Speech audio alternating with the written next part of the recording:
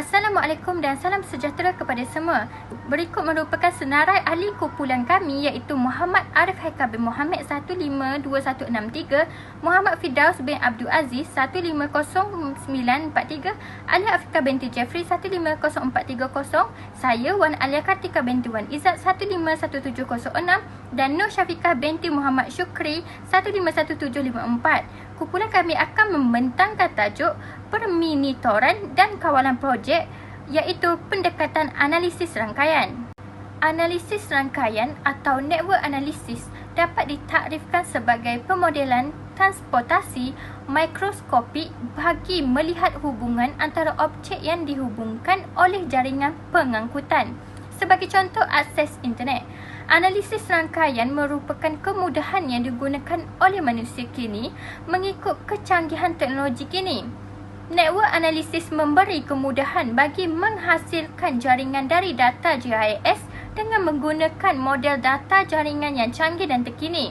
Hal ini kerana network analisis banyak digunakan pakai kerana mempunyai batas kecepatan jaringan yang realistik atau nyata dan sebagainya. Analisis rangkaian melibatkan pencarian lokasi-lokasi, arah perjalanan, kemudahan terdekat dan sebagainya. Analisis rangkaian turut digunakan bagi melakukan pencarian yang terpendek di antara dua lokasi yang berbeza bagi melakukan analisis. Analisis rangkaian turut dapat diakses melalui gadget seperti telefon pintar. Sebagai contoh, mencari jalan yang paling pendek atau dekat dari rumah menuju ke kedai runcit. Hal ini kerana analisis rangkaian dapat membantu manusia untuk bebas dan bijak memilih yang terbaik kerana pilihan yang terbaik akan dipaparkan. Analisis rangkaian turut memudahkan manusia menjimatkan masa, menjimatkan tenaga, menjimatkan kos pengangkutan dan sebagainya. Terima kasih kepada rakan pembentang. Saya Nur Syafiqah binti Muhammad Syukri dengan nombor matrik 151754 akan menyambung pembentangan berkenaan tentang kajian lepas yang berjudul Permonitoran dan Kawalan Projek dalam Pendekatan Analisis Rangkaian. Kajian ini berkenaan tentang teknik analisis rangkaian pengubahsuaian dan pengurusan teori graf matematik dalam memenuhi keperluan praktikal pengurusan projek yang sistematik. Teknik ini terbukti berkesan apabila projek pembinaan Polaris Fleet Ballistic Missile yang diuruskan oleh US Navy Special Project Officer dan kesan projek ini dapat mengurangkan masa pelaksanaan projek pembinaan senjata. Kaedah pertama yang digunakan adalah sistem kawalan dan analisis rangkaian. Kaedah ini digunakan untuk membuat maklum balas dalam perbandingan prestasi dalam mencapai matlamat yang boleh digunakan untuk mengesan dan mengukur kesan gangguan yang berlaku dalam pengurusan projek. Dan kaedah yang kedua pula selama masa kitaran kawalan. Kaedah yang dijalankan untuk mengukur kekerapan kitaran kawalan dilaksanakan iaitu selama masa 4 hingga 6 minggu bagi projek pembinaan industri besar dan dalam masa 1 bulan bagi terbitan saham. Kaedah yang ketiga adalah kaedah-kaedah kawalan lain yang digunakan. Antara kaedah digunakan untuk analisis rangkaian adalah mengubah jangka masa pelaksanaan aktiviti, mengubah struktur rangkaian projek dan mengubah fungsi objektif. Hal ini untuk memastikan pelaksanaan projek berjalan lancar dan mengikut situasi di kawasan pembinaan. Dan kaedah terakhir adalah maklumat pemonitoran dan kawalan. Cara penyediaan maklumat dihasilkan pemonitoran yang dikemaskinikan adalah pemonitoran pada gambar rajah rangkaian atau melalui carta pemonitoran perbezaan ataupun berdasarkan graf longgokan kos. Cara ini untuk memudahkan maklumat dapat dibaca dengan jelas dan mudah difahami dengan gambaran. Kesimpulannya, terbukti mempentingkan keberkesanan pengendalian pengurusan projek dan menghasilkan kaedah-kaedah perancangan dan penskedualan yang sistematik serta maklumat pemonitoran dan kawalan. Sistem kawalan menitik beratkan maklum balas hadapan dan maklum balas lampau untuk mengesan masalah atau gangguan. Itu sahaja daripada saya serahkan kepada rakan pembentang yang lain. Assalamualaikum dan salam sejahtera. Saya Muhammad Firdaus bin Abdul Aziz, nombor matrik 150943 akan menyambung pembentangan. Jadi apakah maksud bagi sesebuah bandar? Definisi bagi sesebuah bandar dikaitkan dengan banyak jenis. Sebagai contohnya seperti bandar kecil, bandar sederhana, bandar besar, bandar raya mega, bandar raya global, bandar metropolis dan sebagainya. Syarat-syarat bagi sesebuah bandar adalah berdasarkan ciri-ciri yang minimum. Sebagai contoh, saiz penduduk, dan kepadatan penduduk di sesebuah bandar.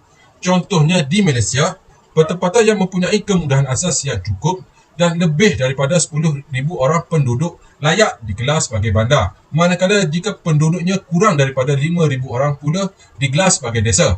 Ciri yang seterusnya adalah penggunaan tanah dan fungsi bandar. Kawasan tersebut haruslah mempunyai ciri-ciri guna tanah bandar seperti bangunan, rumah kediaman, premis perniagaan, pejabat, jalan raya dan juga sebagainya yang telah diselang-seli dengan kawasan hijau yang terancam. Seterusnya, pihak berkuasa perancangan tempatan. Dalam sebuah bandar, pihak berkuasa perancangan tempatan mempunyai peranan dan tanggungjawab yang penting dalam merancang dan membangunkan kawasan di bawah pentadbirannya. Mereka juga berperanan dalam rangka strategi membawa bandar ke arah yang lebih lestari. Jadi, apakah tanggungjawab pihak berkuasa tempatan dalam merancang pembandaran? Yang pertama adalah mereka bertanggungjawab dalam menyediakan rancangan pemajuan selaras dengan tugas untuk mengatur, mengawal dan juga merancang tanah bangunan dalam kawasannya. Yang kedua adalah membuat pengumpulan data untuk menyokong keupayaan bagi menyediakan rancangan pemajuan serta membuat keputusan dalam kawalan perancangan berdasarkan maklumat yang tepat. Yang ketiga adalah memproses permohonan perancangan dengan berlandaskan kepada asas-asas pertimbangan yang kukuh. Dan yang terakhir sekali adalah membuat perancangan infrastruktur atau perkhidmatan awam berdasarkan kepada keperluan yang sebenar dan unjuran yang tepat ke arah pengoptimalkan penggunaan tanah. Tegasnya, peranan pihak berkuasa perancangan tempatan berfungsi dalam membawa kemajuan pembangunan dan memenuhi hasrat dan juga permintaan penduduk. Itu sahaja daripada saya. Saya serahkan kepada pembentang yang seterusnya. Assalamualaikum dan salam sejahtera. Saya Alia Afika binti Jafri, nombor matrik 150430 akan menjelaskan bagaimana kaedah analisis rangkaian ini dapat membantu pihak berkuasa tempatan dalam perancangan sebuah bandar berdasarkan kajian lepas. Untuk mewujudkan sebuah bandar bukanlah satu perkara yang mudah kerana ia memerlukan banyak pemerhatian dan pengiraan serta masa untuk menjadikan sesebuah bandar itu berfungsi dengan baik. Salah satu cara yang boleh dilakukan apabila menggunakan analisis rangkaian ini ialah pengkaji boleh membantu pihak berkuasa tempatan untuk proses pembahagian tugas pembinaan dengan baik. Kenapa? Supaya tugasan yang diberikan disiapkan dalam tempoh yang ditetapkan dan siap dengan serentak. Melalui kaedah ini, ia bukan sahaja dapat mengelakkan proses bandar itu disiapkan dalam tempoh yang panjang, malah ia juga dapat mengelakkan proses pembandaran ini tidak diselesaikan dengan teratur. Kita juga boleh lihat bagaimana pengkaji ini dapat mengenal pasti pembinaan menggunakan simbol. Kita boleh tahu apa yang belum dan apa yang sudah diselesaikan menggunakan analisis rangkaian. Sebagai contoh, garisan tebal dan lurus menunjukkan kerja pembinaan sudah selesai, manakala garisan putus-putus pula menandakan kerja pembinaan belum selesai.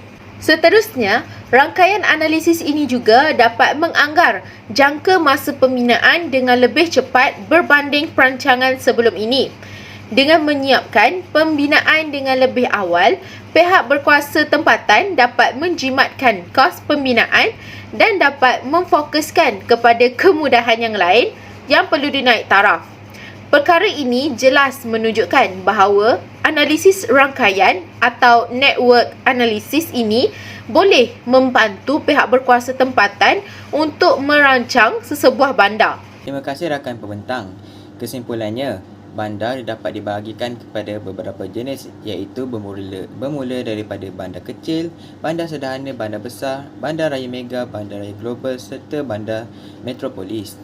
Bandar-bandar dapat diklasifikasikan berdasarkan saiz penduduk, kepadatan penduduk serta penggunaan dan fungsi bandar tersebut.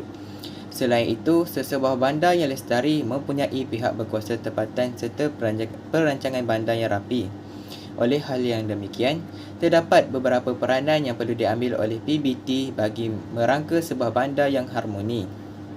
Selanjutnya, penggunaan kaedah analisis rangkaian terhadap pihak berkuasa tempatan dalam merancang sesebuah bandar seperti membantu PBT dalam memproses pembahagian tugas pembinaan, mengenal pasti pembinaan serta menganggar jangka masa pembinaan dengan lebih gitu.